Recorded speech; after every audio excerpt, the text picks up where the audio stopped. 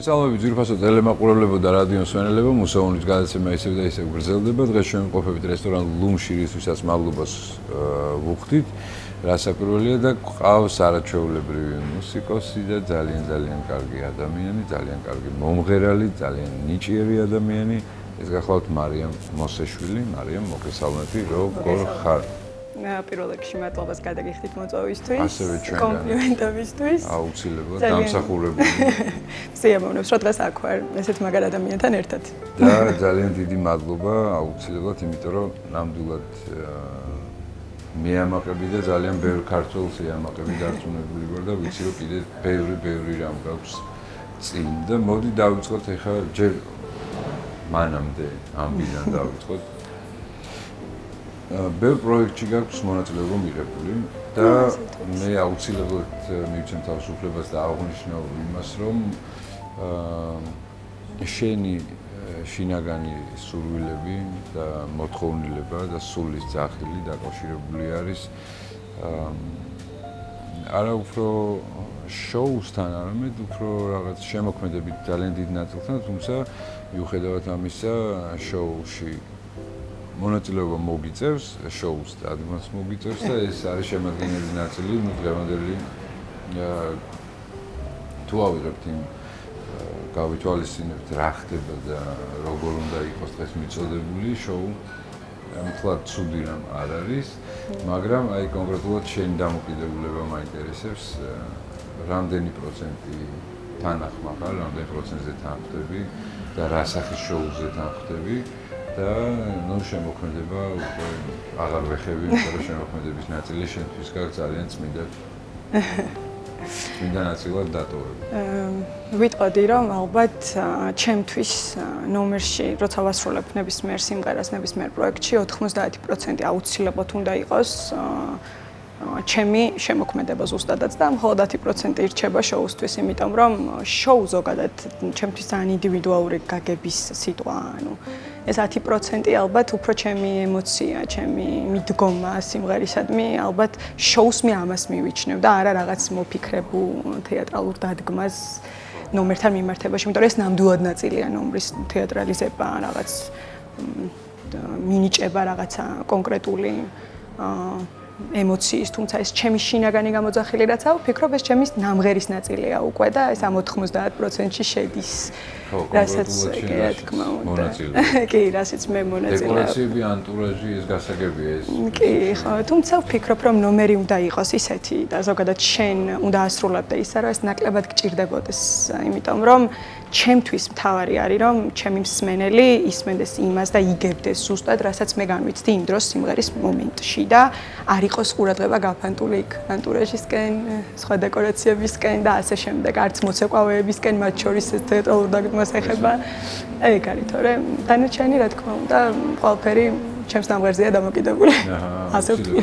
შენ ქართულ სიმღერებსაც ვღეროდი, ქართულ ხმებში კი ნაღამ წამოწდა, რომ ქართულ ხმებში. ენამ თუ გვიყივა ეხლა. თუ დავდექ იმათთან. ნახოთ. შეიძლება.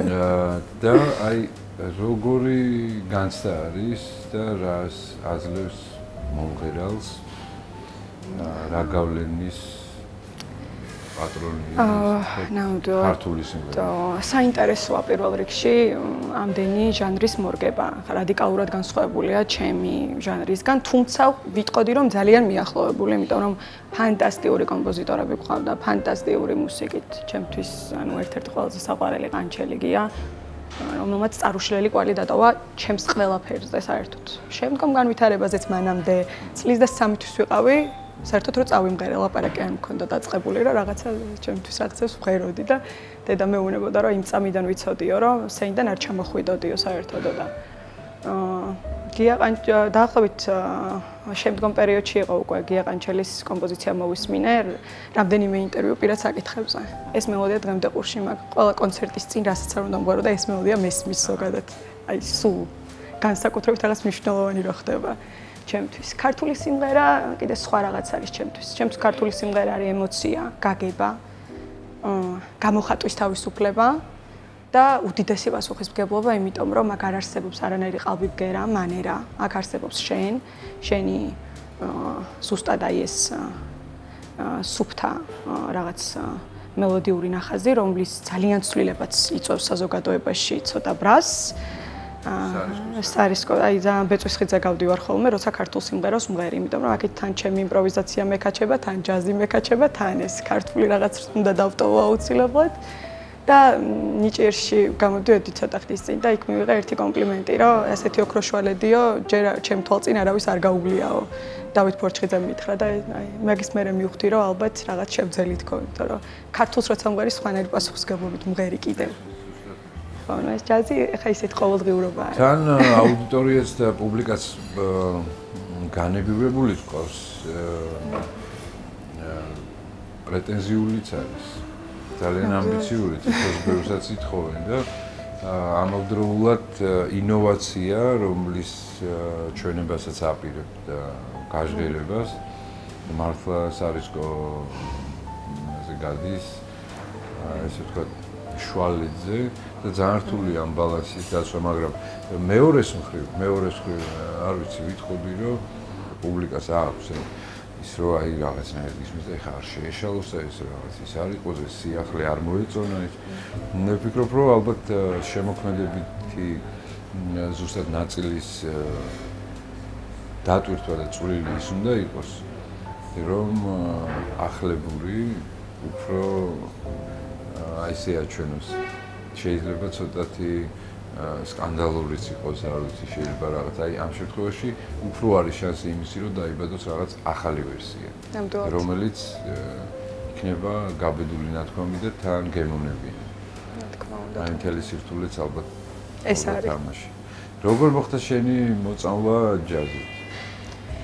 ძალიან საინტერესოა ეგ გარემოება ჩემს ცხოვრებაში, იმიტომ რომ აი მარიამი, რომელიც ვღეროდა ქართულ სიმღერას, უცებ რაღაც საერთოდ სხვა რამის ნაწილი გახდა და ეს იყო პირველი მოწამვლა დაიწყო, რა თქმა უნდა, არავისთვის გასაკვირი არ იქნება, ელა ფიჭერალდით, ეს არის კლასიკა, ელა ყოველთვის ვიცოდი ელა საბედნიეროდ ჩემი ოჯახის წევრები აქტიურად იყვნენ იმაში ჩართული, რომ მე გემოვნებიანი მუსიკა მომესმინა და ელათი დავიწყე, თუმცა ვერ ვიტყვი, რომ ჩემი სასცენო მანერა ან რაიმე მსგავსი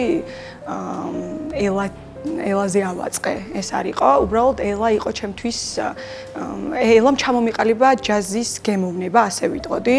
შემდგომ უფრო დავიწყე ელჯეროს მოსმენა და ჩემი ალბათ ელზე რაც იწყება ყველაფერს უსმენია. აი მე მგონი. ხო, რაღაც, მაგრამ კარგია რომ ალლას არ უსმენია. არა, არ გვინდა ალა, გეხვეწებით ალა არ გვინდა.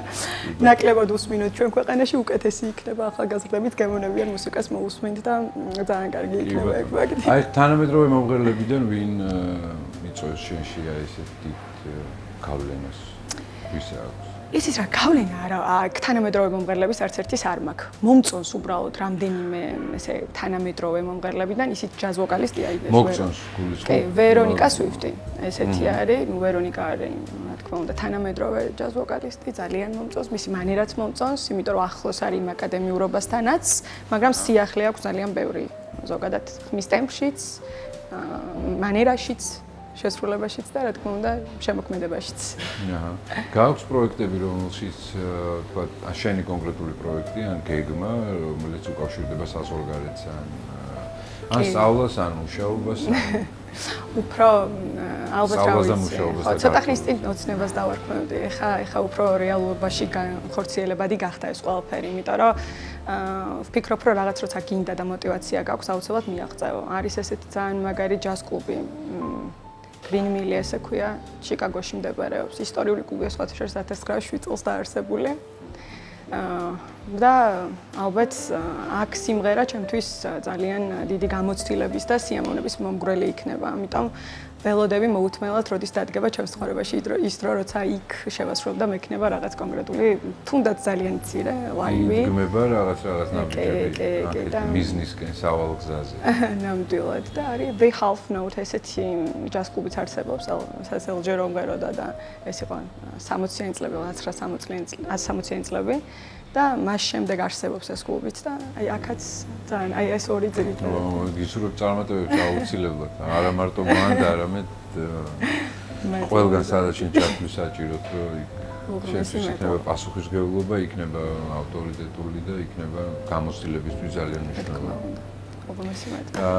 მაინტერესებს შენი აზრი, რას ფიქრობ, რა უნდა გაკეთდეს იმისთვის, რომ უკეთესი პირობები შეიქმნას მომღერლებისთვის.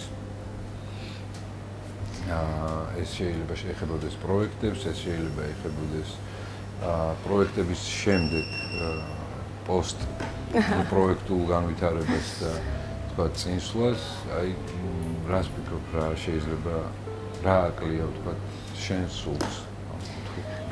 ჩემს სულს ზოგადად მე ვფიქრობ, რომ ყველა მუსიკოსის ჩვენი სამწუხაროდ რეალობა ის არის, რომ ნაკლები დრო გვიწევს, რომ ნაკლები დრო დავუთმოთ მუსიკალურ განათლებას და მეტი დავუთმოთ მუშაობას იმ კუთხით, რომ რა თქმა უნდა ყველა დღეს ყველა ორიენტირებულია შემოსავალზე და ეს არის რა მომღერლისთვის ვფიქრობ, რომ ცოტა და ყველა ხელოვანისთვის, არა მხოლოდ მომღერლისთვის არ არის რაღაც კარგი, იმიტომ რომ ჩვენ შემოქმედებას ვაკლებთ დროს, იმას რაც რეალურად გვაინტერესებს, რაც გვადარდებს, რისი თქმაც გვინდა ჩვენი მუსიკით. თუმცა ძალიან ბევრი მომღერლისგან გამიგია დღესაც ფრაზა, რომ ეს რაში მჭირდება სოლფეჯიო, რაში მჭირდება მუსლიტერატურა თუ არა. არა, აი გადაწყვეტილში ვაწყვეტი, რომ გადაცემაში სულ ვამბობთ, რომ ეს მუსიკოსებმა, მომღერლებმა და ისეთმა თქვა ადამიანებმა, რომლებიც ჩანან ეკრანებზე, თვითონ დაასახელონ ეგ პრობლემა და თქვან სხვების გასაგებად, რომ სოლფეჯიო საჭიროა, ჰარმონიის ცოდნა საჭიროა და განათლება არის საჭირო. კი, და საკუნდო მუსიკის ცოდნაც აუცილებელია ყველა მომღერლის. ეს აღნიშნავს იმას, რომ რაღაც შეეწირები მთელი ცხოვრება, ამას ერთხელ ისწავლი, გაივლი, გეცოდინება და მერე გამოიყენებ და მადლობასაც ითხოვ. რა თქმა უნდა, და მეც ვწtildeობ ხოლმე, რომ არ მოვწყდე ამ სფეროს, იმიტომ რომ საკუნდო სადირიჟორო ფაკულტეტზე ვსწავლობდი და ხვდებოდი, რომ აი ამ ფაკულტეტზე სწავლის დროს მივხვდი, რამდენად მნიშვნელოვანია პარტიტურის ცოდნა, ნოტი, ყველაფერი. მომღერლისთვის ყველაფერი საჭიროა ზოგადად. აუცილებელია სცენაზე იდგე, აკადემიურად განათლებული ვფიქრობ. ასე, იმიტომ რომ სხვანაირად მღერი, სხვანაირად აღიქვამ გერასაც, მუსიკასაც და ყველაფერსაც და საერთო ენასაც ბევრ ადამიანთან ახლობ, რა თქმა უნდა, მუსიკოსებზე და ხელოვნებზე მაქვს საუბარი. ეს არის უკვე პროფესიონალიზმი. რა თქმა უნდა, ვფიქრობ ასე. შენი სიმღერები არის სადმე ან ჩაწერილი, სად შეიძლება მოისმინოს მაყურებელს, მსმენელმა? YouTube არხზე ჩემი სახელი და გვარის ჩადრის შემთხვევაში აუცილებლად ამოვარდება. ეს მარტივად. კი. დღეს რა იქნება წარმოდგენილი? უახლოვდებით დასასრულს, რომ სამწუხაროდ არ გვაქვს დიდი ფორმატი, მაგრამ მე ვფიქრობ ძალიან კარგად გამოგვივიდა. პროდუქტიული იყო ეს ინტერვიუ, ჩემთვისაც ძალიან, იმიტომ რომ და რას მოისმენს მაყურებელი დღეს და რადიო მსმენელი? დღეს შევასრულებ ფრენკ სინატრას რეპერტუარიდან სიმღერას My Funny Valentine.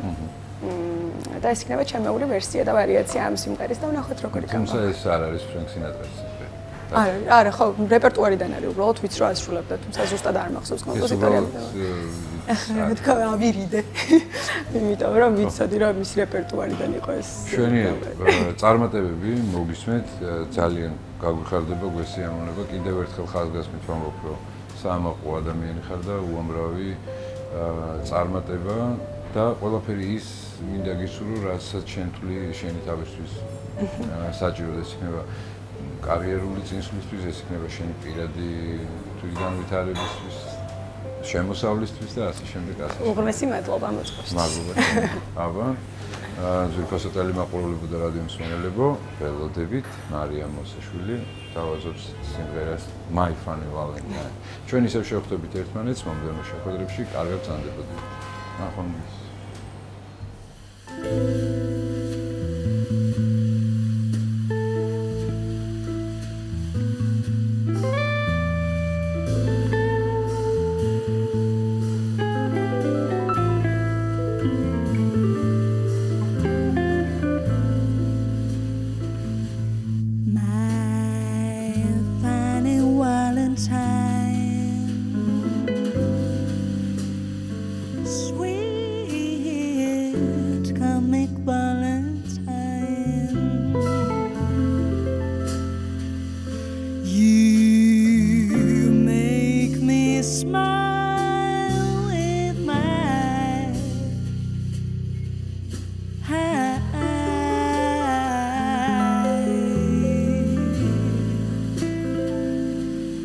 You're the bow and photographable. Yet you're my favorite work of art.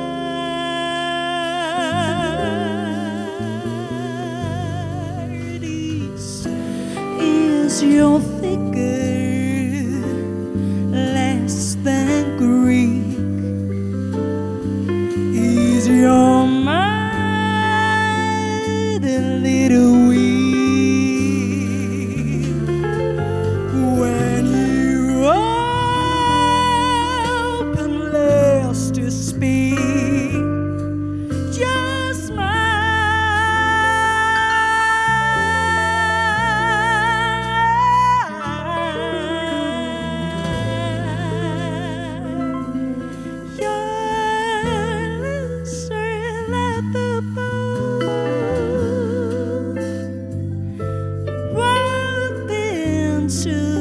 gather both.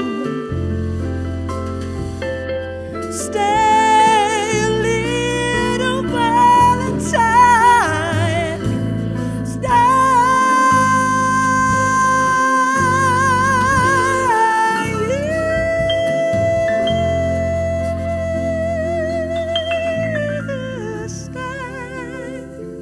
little Valentine.